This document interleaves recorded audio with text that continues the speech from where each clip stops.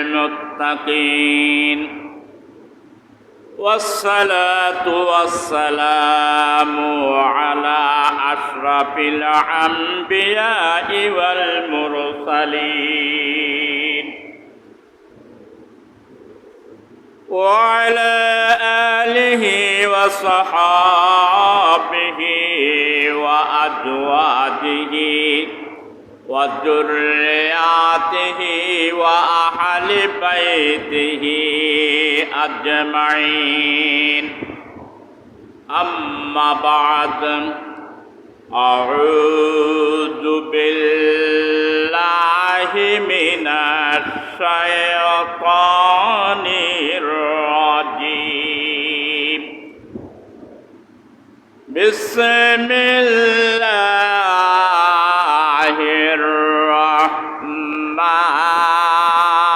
الرحمن الرحيم قل أعوذ برب الفلق من شر ما خلق ومن شر غاسق إذا وقب ومن شر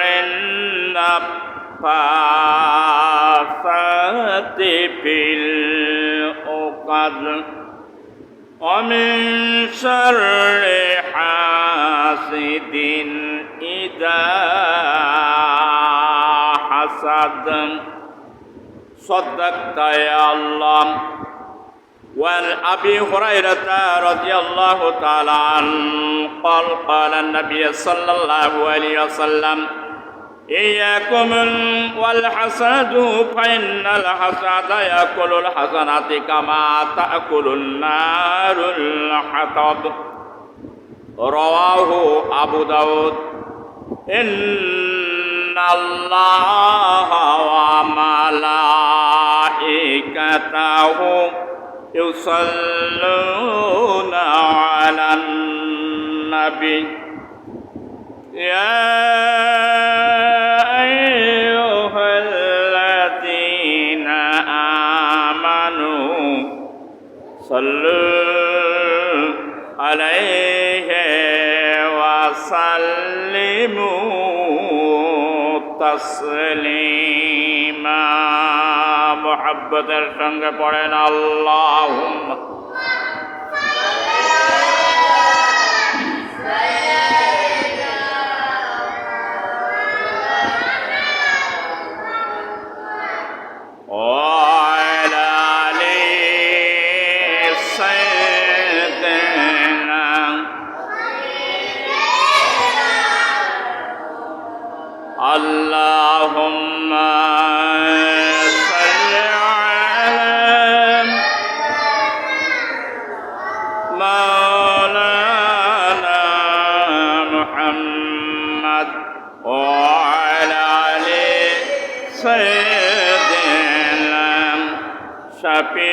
شفيعنا محمد. أما بعد পবিত্র মাহে রবিউল আওয়ালের চতুর্থ খুতবা নসিহত।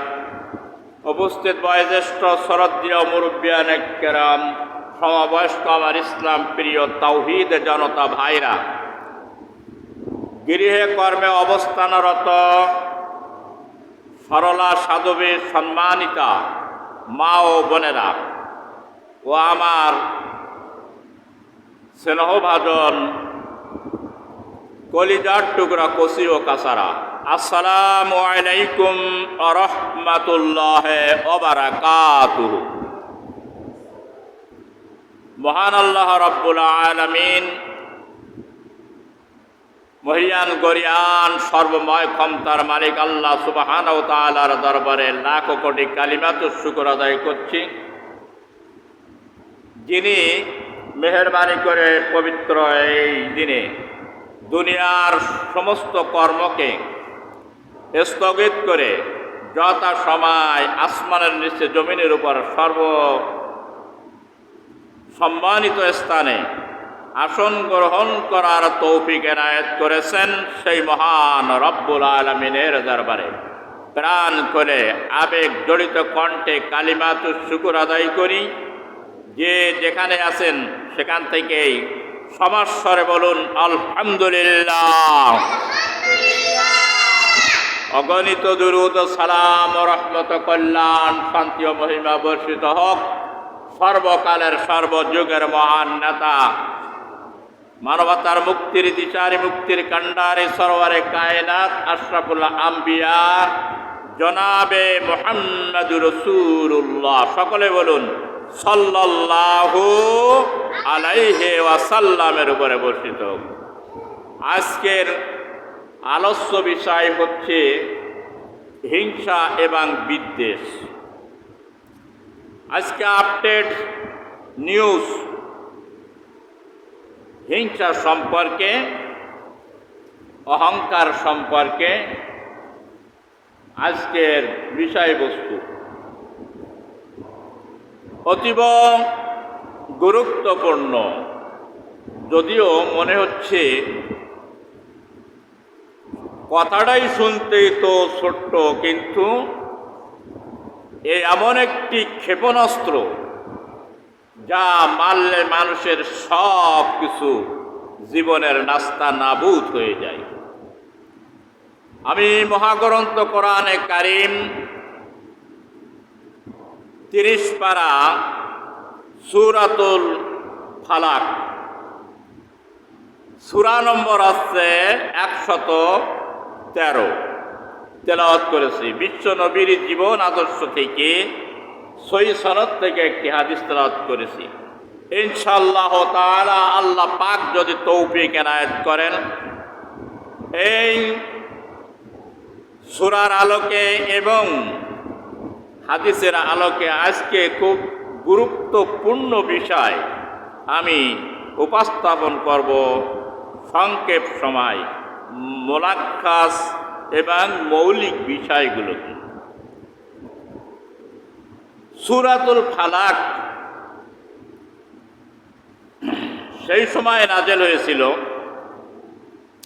প্রত্যেকটা হাদিস, প্রত্যেকটা কোরআনে কারিমের সূরা এবং আয়াত একটা একটা বিশেষ ঘটনা উপলক্ষে নাযিল হয়েছে, তার একটা পটভূমি আছে।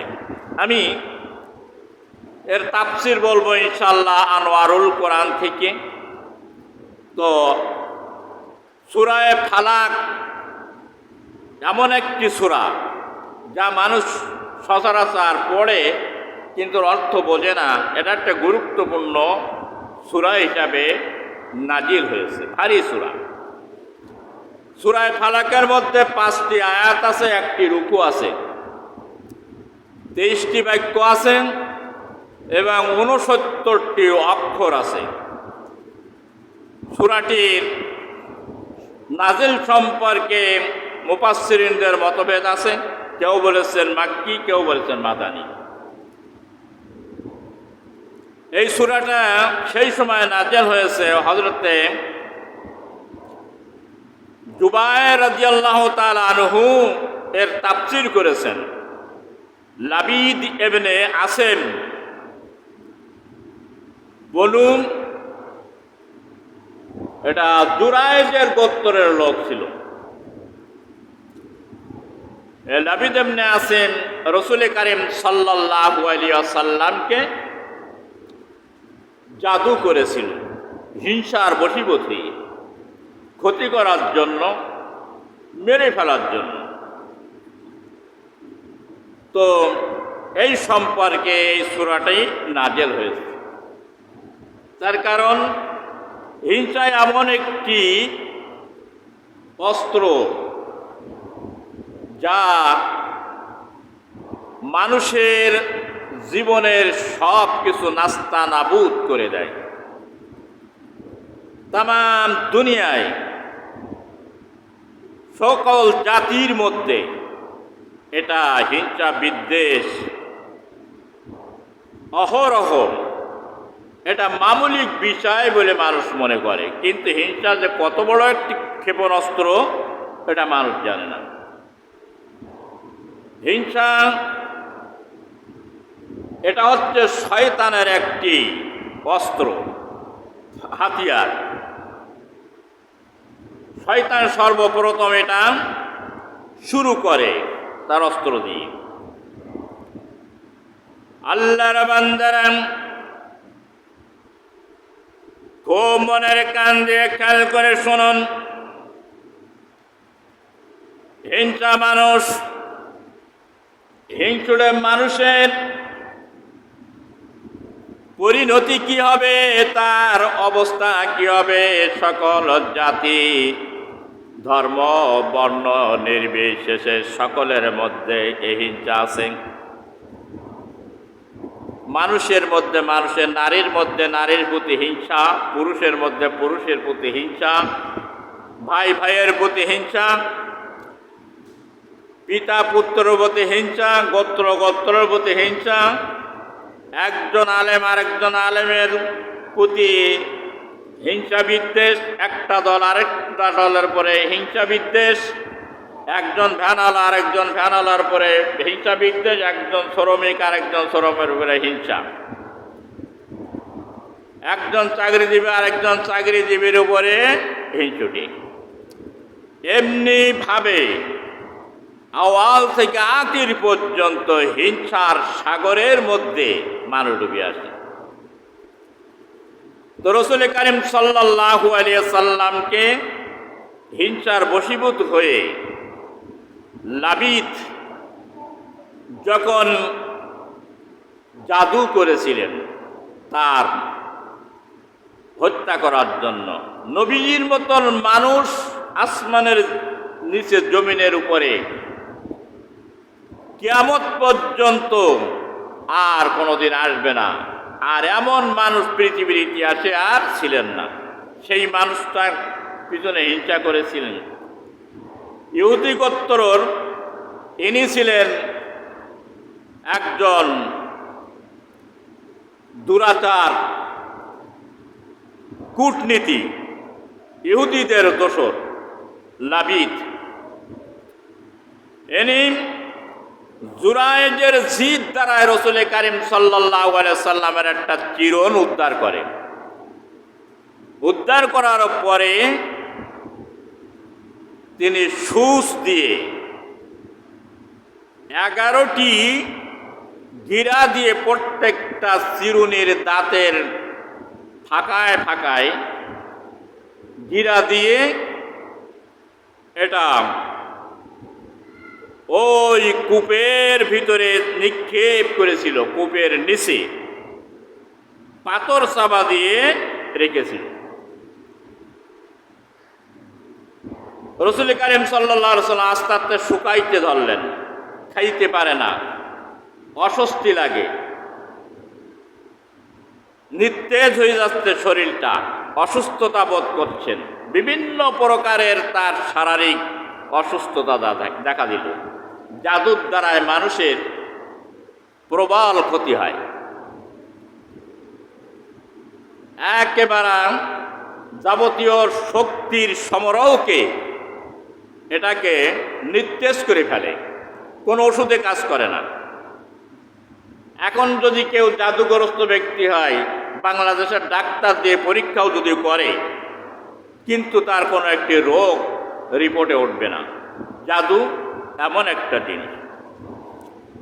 এই জাদু করে যখন রাখা হলো, রাসূল কারীম সাল্লাল্লাহু আলাইহি ওয়াসাল্লাম অসুস্থ হয়ে পড়লেন। তিনি সবসময় আল্লাহর কাছে পানা চাইতেন। একদিন রাত্রতে তিনি শুয়ে আছেন, এমন সময় দুইজন ফেরেশতা মানুষের আকৃতি ধারণ করে একজন মাথার কাছে একজন পায়ের কাছে এসে বসলেন। বসার পরে মাথার দিকে যে বসে আছেন, পায়ের দিকে মানুষটাকে প্রশ্ন করে, এনাকে জাদু করা হয়েছে। পায়ের দিকের মানুষটা মাথার দিকের মানুষটার কাছে জিজ্ঞাসা করেন, কে জাদু করেছে? বলল, লাবিদ ইবনে আসেম জাদু করেছেন। বলে, কোথায় করেছে? বলেন, ওই কূপের মধ্যে যে কূপের কূপের মধ্যে পাথরের নিচে চিরুন দিয়ে চাপা রেখে দিয়েছে। বলে কেমনে সারবে? বলে এটা সারবে। আল্লাহ রাব্বুল আলামিন কোরআনে কারিমে এই সম্পর্কে 2টা সূরা নাযিল করে দিয়েছেন। একটির নাম হলো সূরা নাস, আর একটার নাম হলো সূরা ফালাক। এই 2টা সূরার মধ্যে 11টি আয়াত আছে।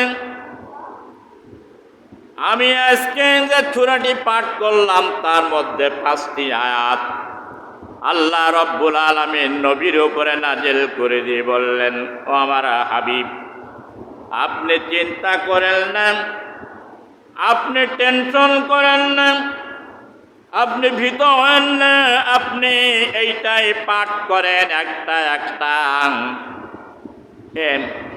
তিনি সন্ধান পেয়ে গেলেন স্বপ্নের মাধ্যমে যে কূপের নিচে তিনি সেখানেও সন্ধান পেয়ে গেলেন, সেখানে তিনি লাভলেন, চিরুনি বাহির করলেন। আল্লাহ পাক আয়াত নাযিল করলেন 11টি। আপনি একটা একটা আয়াত তেলাওয়াত করবেন আর একটা একটা গিরো খুলবেন। কি বলবেন? কুল আউযু বিরাব্বিল ফালাক। এর অর্থ হচ্ছে, হে আমার হাবিব, আপনি বলুন, আমি প্রভাতের স্রষ্টার আশ্রয় প্রার্থনা করছি এবং তার নিকট আমি প্রার্থনা করছি, আশ্রয় প্রার্থনা করছি। প্রভাতের রব অর্থাৎ সূর্য যখন উদয় হয় প্রভাতকালে সকালে, সেই স্রষ্টার নিকটে আমি আশ্রয় প্রার্থনা করছি। মিন শাররি মা খালাক। এরপরে বললেন দ্বিতীয়তে, তার সমস্ত সৃষ্টি বস্তুর অপকারিতা হইতে আমি আল্লাহর নিকট আশ্রয় প্রার্থনা করছি।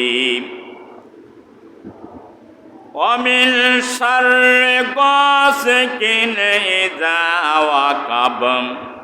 এরপরে বললেন, আর আমার আশ্রয় প্রার্থনা করছি অন্ধকার রাত্রের অপকারিতা হইতে যখন সে এসে উপস্থিত হয়।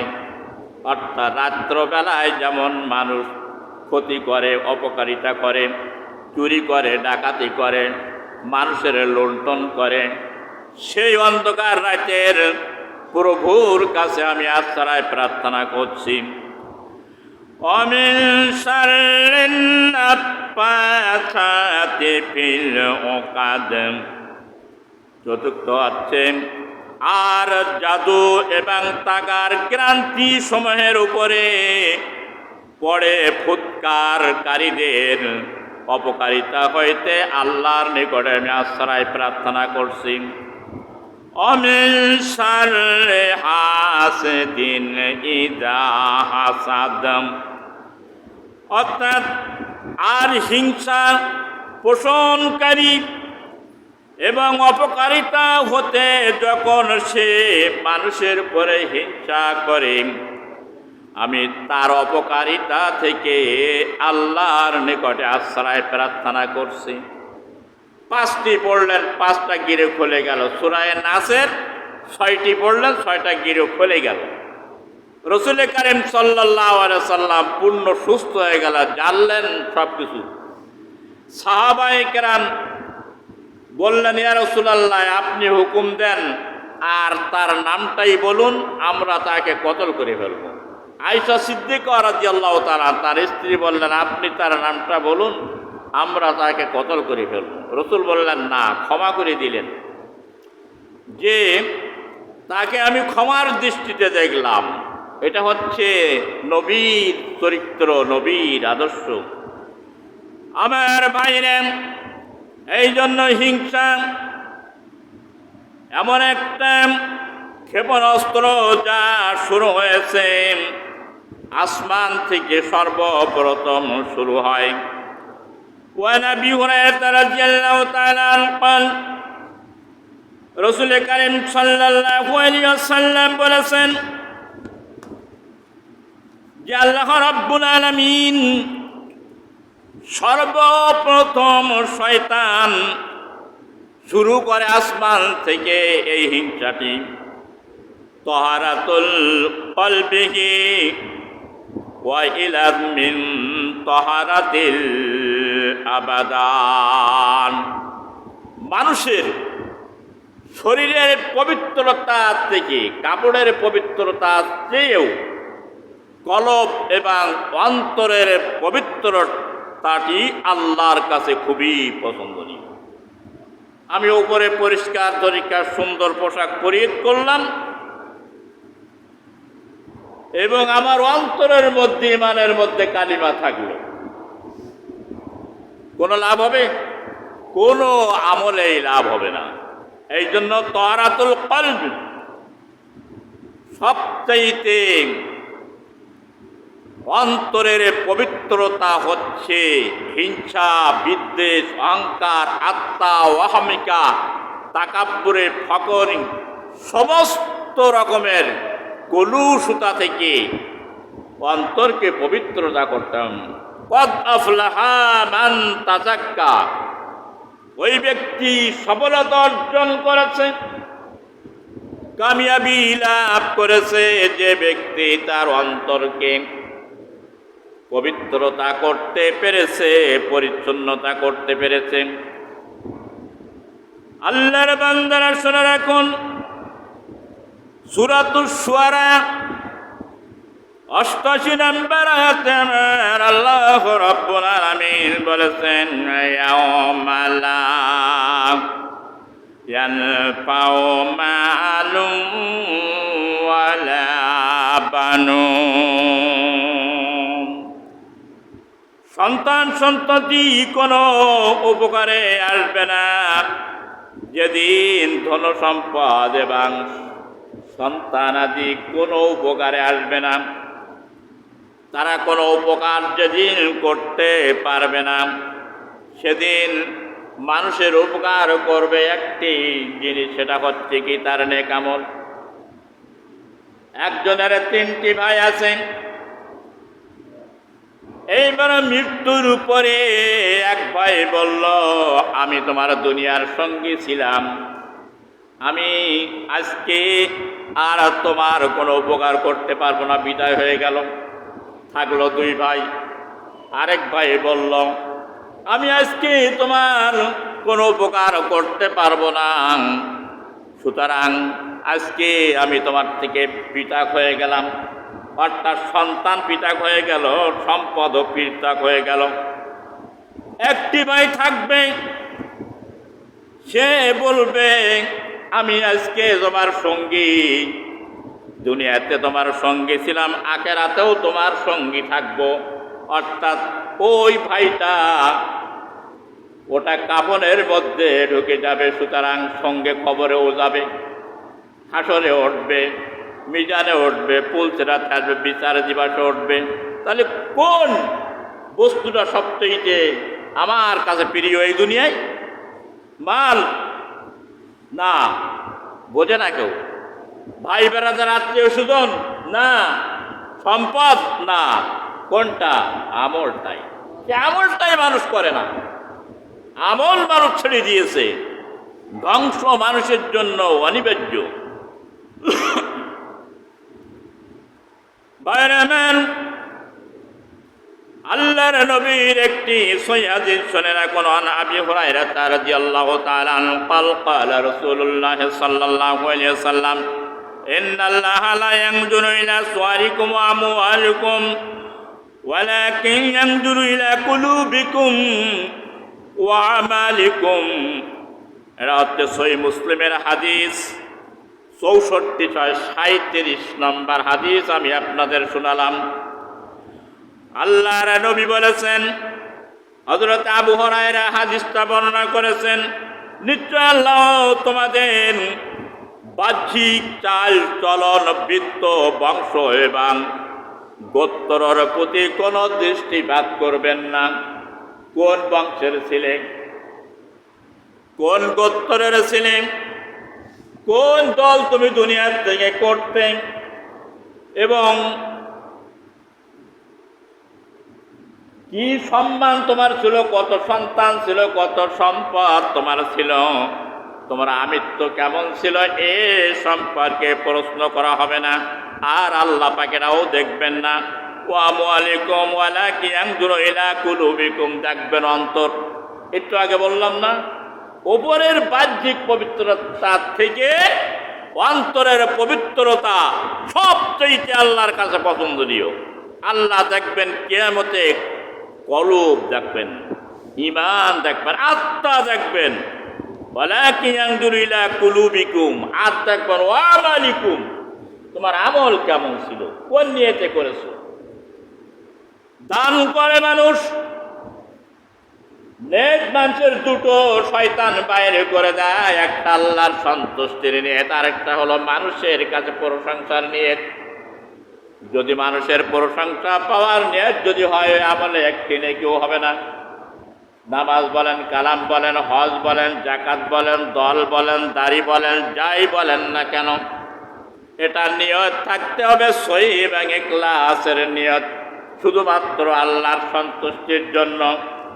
এইটাই কাল কিয়ামতের ময়দানে আল্লাহ রাব্বুল আলামিন দেখবেন।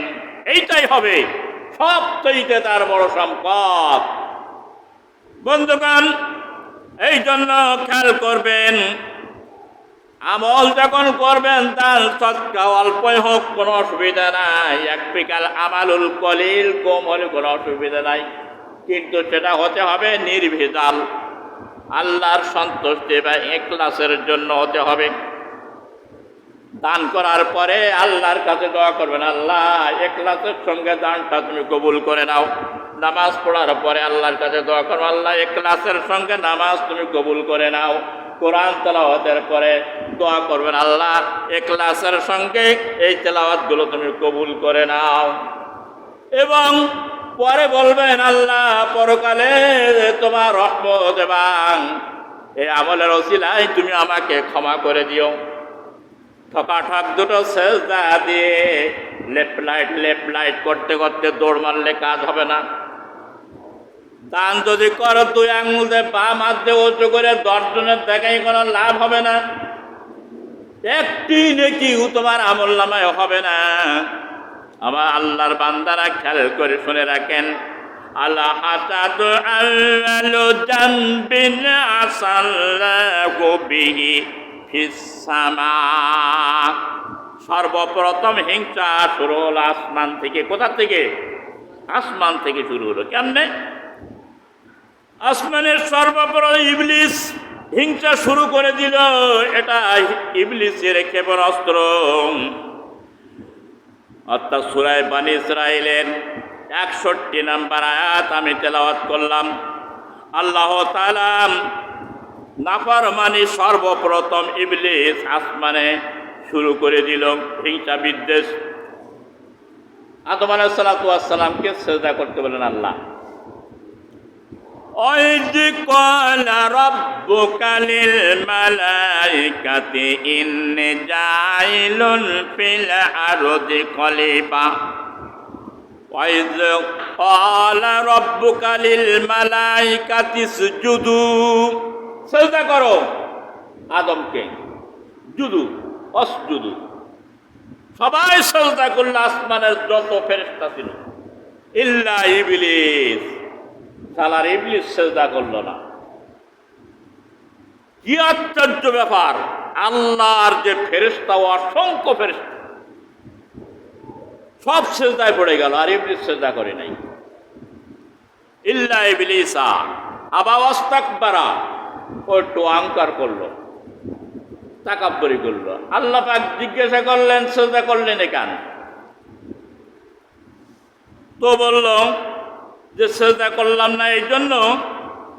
ক্বালা আসজুদু লিমান খালাকতা তিন, তুমি তো আদমকে সৃষ্টি করেছো কাদামাটি দিয়ে, আর আমি তো সৃষ্টি হয়েছি আগুন দিয়ে। আগুনের ডাক হলো উপরের দিকে, আর মাটি কাদার ডাক হলো নিচের দিকে। ঝোঁক। সুতরাং আমি পচা কাদাতে তৈরি, তার সেজদা করবো কেন? অহংকার, হিংসা। সেজদা করলেই কোনো কথাই থাকে না। আল্লাহ বললেন ওয়াকানা মিনাল কাফিরিন, তুই কাফের হয়ে গেছিস। সেজদা যখন করলি না, তুই কাফের। ফেরেশতারা এই ভয় আরেক সেজদা দিল। এই জন্য নামাজের ভিতরে কিয়ামত পর্যন্ত মুসলমানেরা দুইটা সেজদা দেবে। কয়টা সেজদা? এক সেজদা দিলে কিন্তু হবে না। একটা সেজদা দিয়ে পড়তে হয় আল্লাহুম্মা গফিরলি ওয়ারহামনি ওয়াহদিনি ওয়াফিনি ওয়ারযুকনি বলে আরেকটা সেজদা দেওয়া লাগে। কিয়ামত পর্যন্ত মুসলমানেরা সেজদা দেবে দুইটা করে প্রত্যেক রাকাতে। ইবলিস সেজদা করল না, বললো মাটির তৈরি আর আমি হলো আগুনের তৈরি, এই জন্য আমি সেজদা করি নাই। এমন ব্যক্তিকে সেজদা করব যাকে আপনি মাটি দিয়ে তৈরি করেছেন, কাদা মাটি দিয়ে, তাকে সেজদা করা সম্ভব? তাহলে হিংসা শুরু হলো কোথা থেকে? সর্বপ্রথম আসমান থেকে। এবার জমিনে আসলো কি করিও? ইবলিস বললাম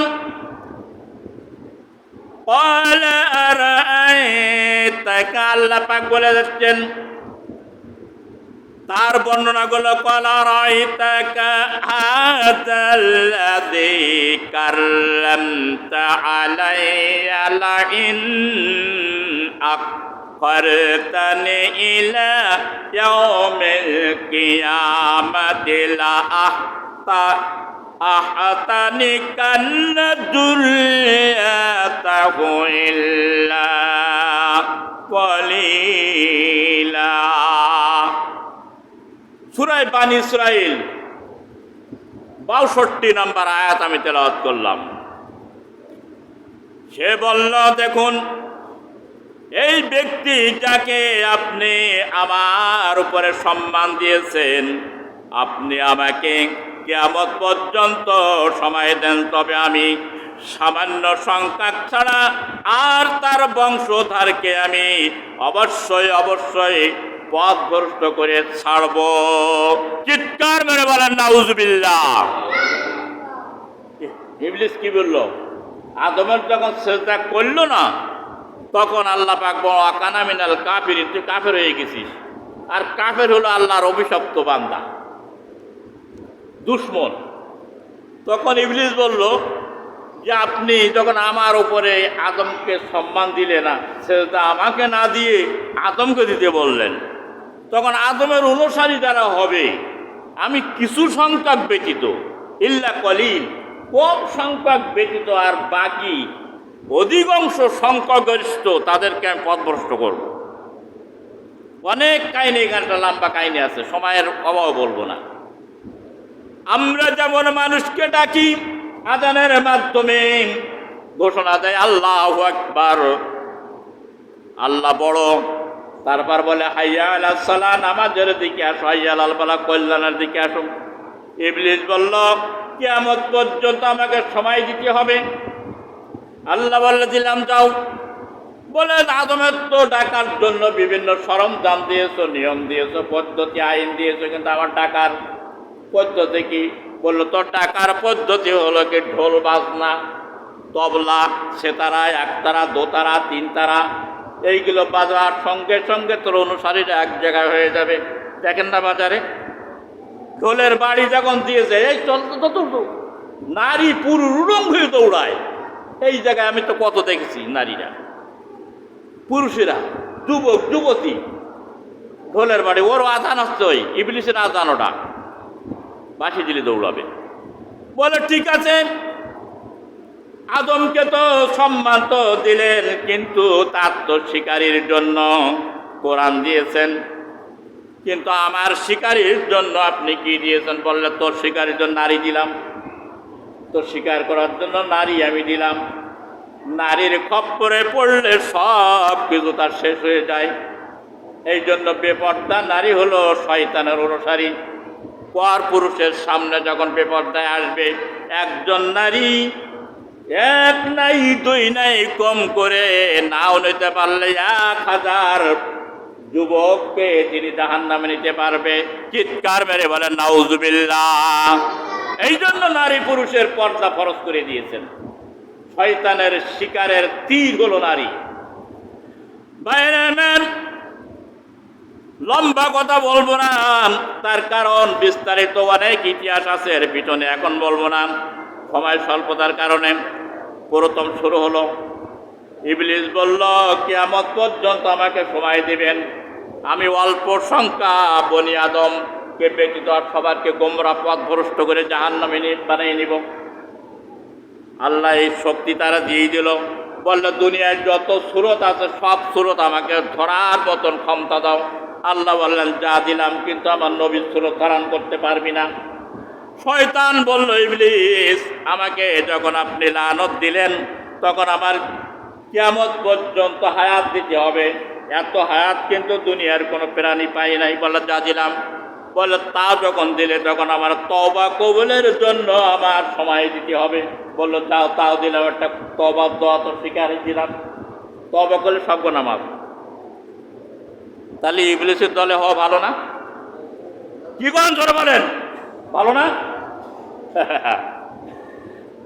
আমার আল্লাহ পাক বললেন দিলাম তোরে তওবা শিখায়ে, কিন্তু মৃত্যুর 40,000 বছর আগে তোর এই তওবা মনে থাকবে না, এই তওবা তুই করতেই পারবি না। তুই ওয়াকানা মিনাল কাফিরিন, তুই তো কাফের হয়ে গেছিস, আর কাফের অবস্থায় তোর মৃত্যু হবে।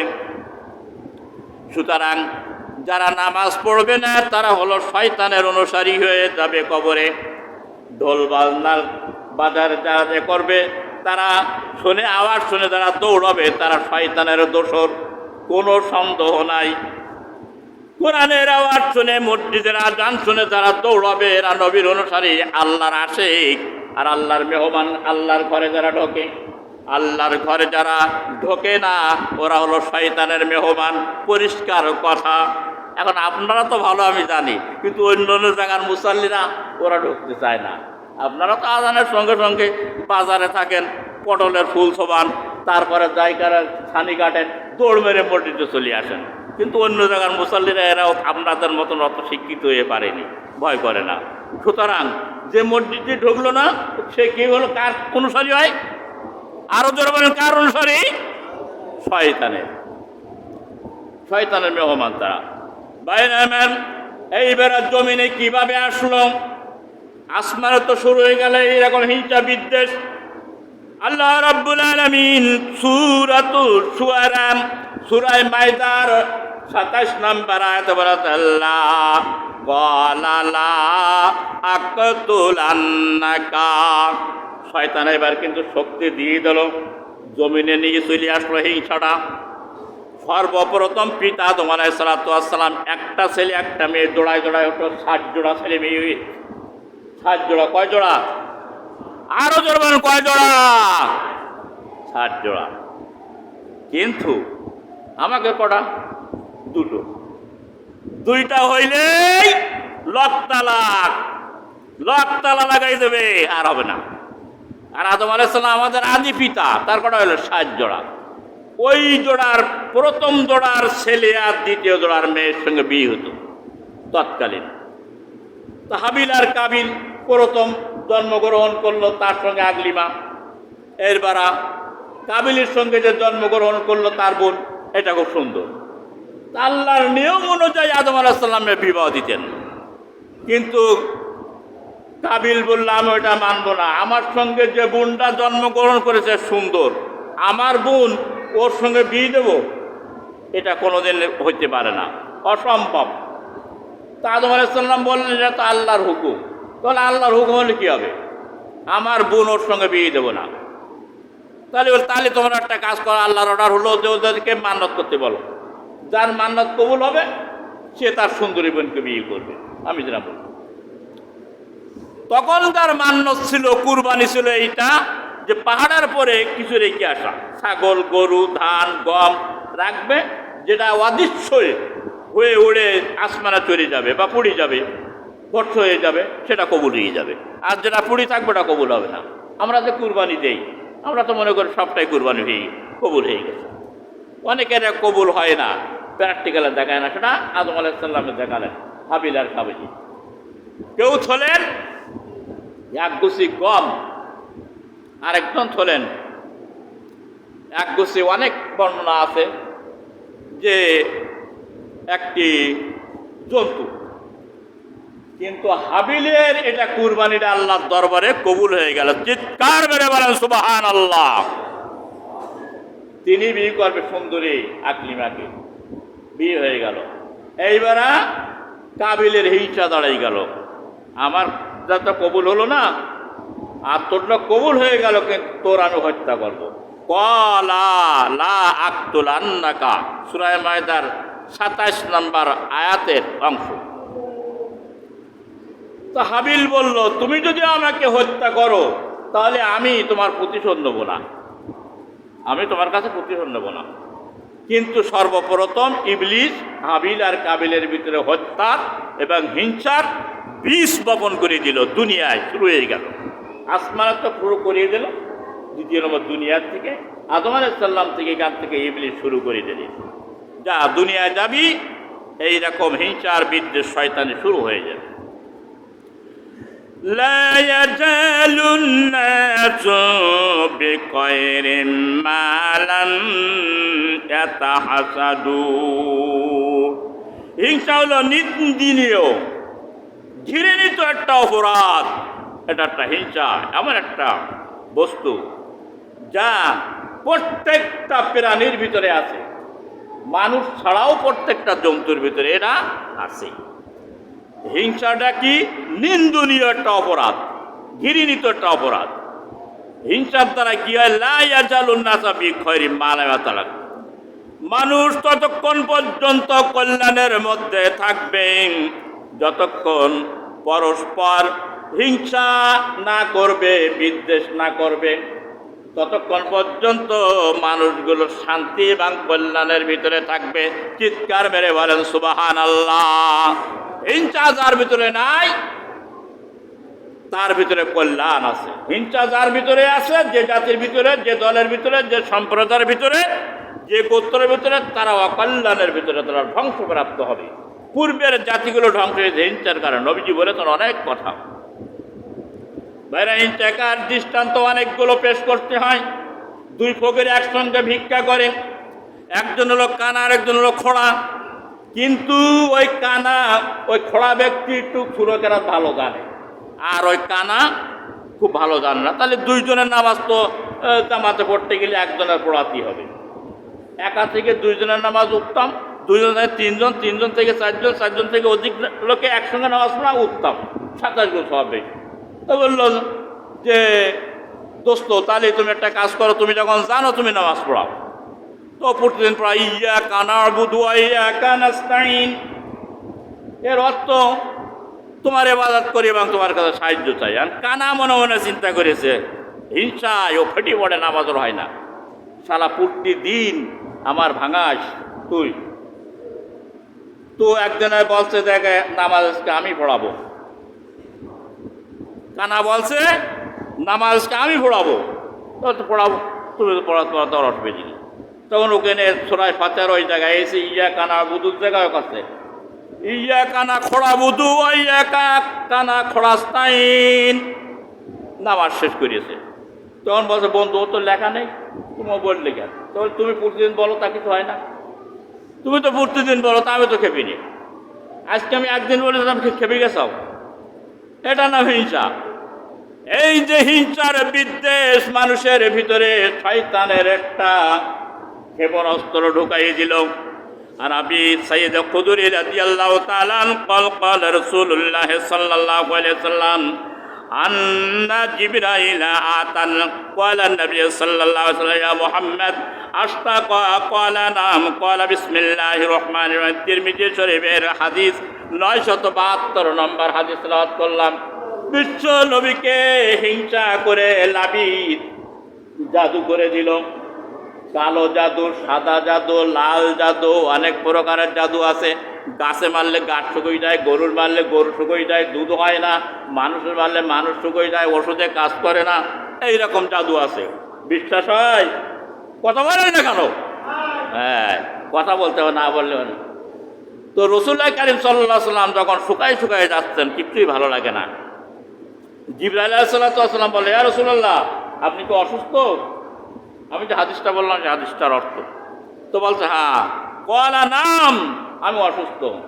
আরবিতে বলে নাম, নাম মানে কি হ্যাঁ, আর আমার বাংলায় বলি হ্যাঁ, আর ইংরেজি বলে ইস হ্যাঁ। তো বললো হ্যাঁ আমি অসুস্থ। তখন জিবরাইল আলাইহিস সালাম বললেন, আমি কি আল্লাহর নামে আপনাকে ঝাড়বো, অর্থাৎ ঝাড়ফুঁকটি করবো? বলছে হ্যাঁ। কলা নাম, বলে ঝাড়ুন। জিবরাইল আলাইহিস সালাম রাসূল কারীম সাল্লাল্লাহু আলাইহি সাল্লামকে ঝাড়ফুঁক করলেন, করবার নবীজি একটু সুস্থ হলেন, একটু সুস্থ হয়ে গেলেন। তার কারণ আল্লাহ তাআলা শিখিয়ে দিয়েছেন কোরআনে কারিমের মধ্যে, সব সমস্যার সমাধান, বলেন জোরে বলেন, সব সমস্যার সমাধান দিতে পারে আল কোরআন। তাহলে কোরআন শরীফ যদি নামাজ পড়াইলে সুরও যদি শিখাতে পারে, রাষ্ট্র চালানো শিখাতে পারে, ফৌজদারি বিচার পরিচালনা শিখাতে পারে, তাহলে রোগ চিকিৎসা শিখাতে পারে না? সব পারে। এই জন্য 560টি আইন আছে কোরআনের মধ্যে। মুসলমান তো কোরআন সমুদায়ের ওপরে থই, আইন তো মানে না। কথা বুঝতে পেরেছেন? কোরআনে কারিমের ভিতরে আল্লাহ সব সমস্যার সমাধান দিয়েই দিয়েছে। এই তো বললাম দুটো সূরা নাযিল হয়েছে, 11টা আয়াত, জাদু কেটে দিয়েছেন। এখন বিস্তারিত বর্ণনার দিকে যাব না, তো সংক্ষেপে নিয়ে আসছে সময় স্বল্পতার কারণে। আল্লাহ নবী সুস্থ হয়ে গেলেন, প্রতিশোধ গ্রহণ করলেন না, হিংসার বশীভূত হলেন না। আমরা হলে কি বলতাম, যদি জানতে পারতাম তাহলে তার 14 গোষ্ঠী পর্যন্ত উদ্ধার করে দিতাম। এইরকম হিংসাটা মানুষের ভিতরে এমন, একজনের হক কথা বললে আর হক মুররু তিতা। তো এই জন্য একজন হক কথা বলেছে, একজনের সন্তান লেখাপড়া করে, ওই একজনের একটা উচিত কথা বললো, ভাই চাচা তোমার এইটা খুব অপরাধমূলক, এই কাজটা তুমি করি না, এই কাজটা। ও রাগ হয়ে গেছে, তখন বলছে তোর এই ছেলেটা মানুষ হবে না। আস্তে আস্তে সে ছেলেটা লেখাপড়া শিখে মানুষ হয়ে গেল। তো বলছে তুমি তো বললে তোমার ছেলে মানুষ হতো, মানুষ তো হয়ে গেছে, তো তো মানুষ হলে কি হবে, ও পাশ করতে পারবে না। বলে পাশ তো পাশ করেছে, বলে পাশ করেছে তাই কি, চাকরি পাবে না। বলে চাকরি পেয়েছে, চাকরি পাওয়ার পরে বলতে চাকরি তো পেয়ে গেছে, বলে চাকরি পেয়েছে কি, বেতন পাবে না। তো বেতন পেয়েছে, বেতন পাওয়ার পরে বলতে বেতন তো পেয়েছে, তো বলতে বেতন পালে কি হবে, ওর ভিতরে বরকত হবে না। শয়তানের হিংসাটা হলো এইরকম, চাকরি পেয়েছে, বেতন পেয়েছে, তো ওর বরকত হবে না। হিংসা ওর মরার আগ পর্যন্ত, এটা মানুষের ভিতরে, এটা হলো শয়তানের আদর্শ চরিত্র। এই জন্য মানুষের মধ্যে যতক্ষণ পর্যন্ত হিংসা থাকবে না, ততক্ষণ পর্যন্ত সেই মানুষটা কল্যাণের মধ্যে থাকবে। হিংসা মানুষের যাবতীয় অনেক আমলগুলো বরবাদ করে দেয়। আপনি হজ করেছেন, যাকাত দিয়েছেন, তারপরে কোরআন তেলাওয়াত করেছেন, কুরবানি করেছেন, অনেক কিছু করেছেন। আমার আল্লাহর নবী বলেন, ওয়ান আবি হুরায়রা রাদিয়াল্লাহু তাআলা قال قال رسول الله صلى الله عليه وسلم إياكم الحسد فإن الحسد يأكل الحسنات كما تأكل النار الحطب। আবু দাউদ শরীফের 49-3 নম্বর হাদিস আমি তেলাওয়াত করলাম। আমার আল্লাহর নবী বলেন, হযরত আবু হুরায়রা বলেছেন, মানুষ যখন হিংসা যখন করে, তখন তার নেক আমলগুলো হিংসায় এমনভাবে পোড়াইয়ে দেয়, যেমন কাঠকে আগুন পোড়াইয়ে বশীভূত করে দেয়।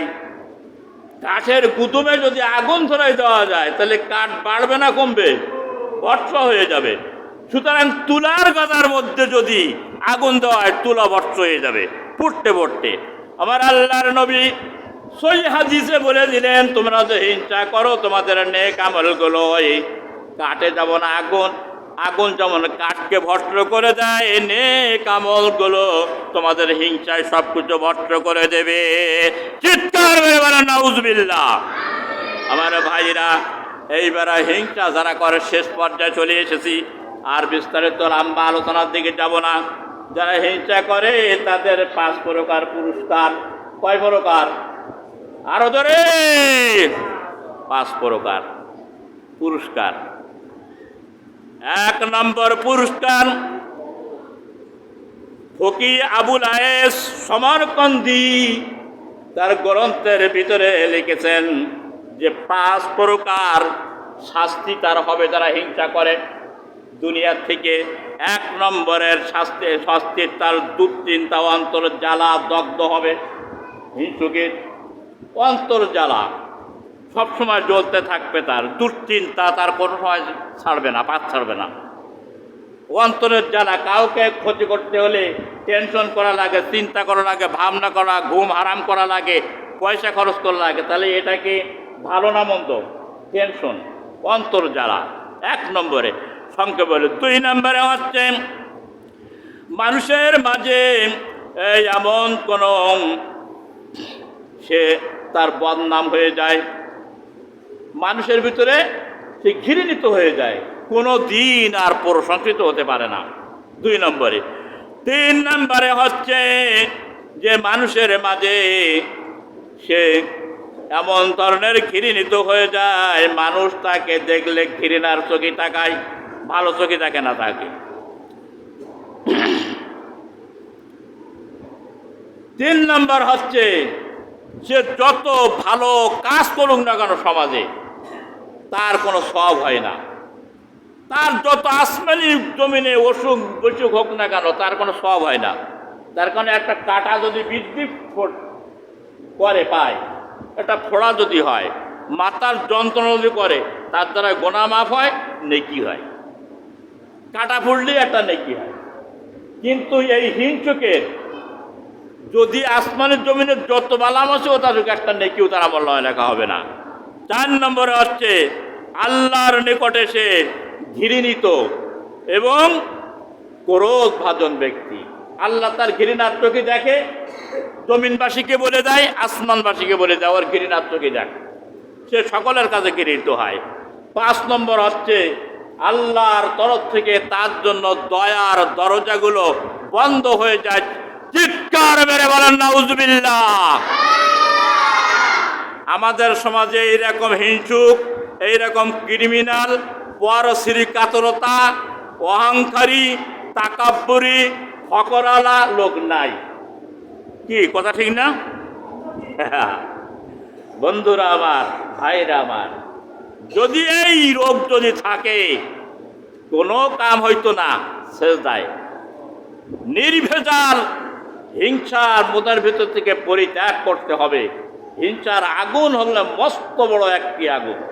হিংসার থেকে যদি মানুষ হিংসা পরিত্যাগ করে, তাহলে ওই মানুষের ভিতরে কল্যাণ আসবে। ব্যক্তির ভিতরে, পরিবারের ভিতরে, সমাজের ভিতরে, রাষ্ট্রের ভিতরে এবং যাবতীয় জায়গায় শান্তি হবে। দেখেন না, কুল মুতু বিগাইদিকুম, আল্লাহ পাক বলছেন তোমাদের ক্রোশে, আক্রোশেই তোমরাই ধ্বংস হবে, অন্য কেউ ধ্বংস হবে, যার আক্রোশে সেইটি ধ্বংস হবে, কেউ কার ধ্বংস হবে না। এই জন্য যেই আক্রোশ করবে, ইন্নাল্লাহ আলিম বিজাত সুদূর, আল্লাহ পাক বলেন তুই অন্তরে অন্তরে কি বলিস আমি তাও জানি, দুনিয়ার কেউ না জানলে আমার অজানা নাই। সুতরাং এমনিভাবে ব্যক্তি থেকে নিয়ে সমাজ রাষ্ট্র পর্যন্ত ধ্বংস হবে হিংসার কারণে। মা আর জীবনে কোনোদিন মাথা তুলে দাঁড়াতে পারবে। আজকে যে আলোচনা শুনলাম, আল্লাহ রাব্বুল আলামিন আমাকে সহ, আপনাদের সহ তাম পৃথিবীর মুসলমানদেরকে হিংসা এবং বিদ্বেষ, অহংকার, অহমিকা, পর শ্রী কাতরতা থেকে যেন আল্লাহ পাক সকলকেই যেন হেফাজত করেন। চিৎকার মেরে বলেন আমিন।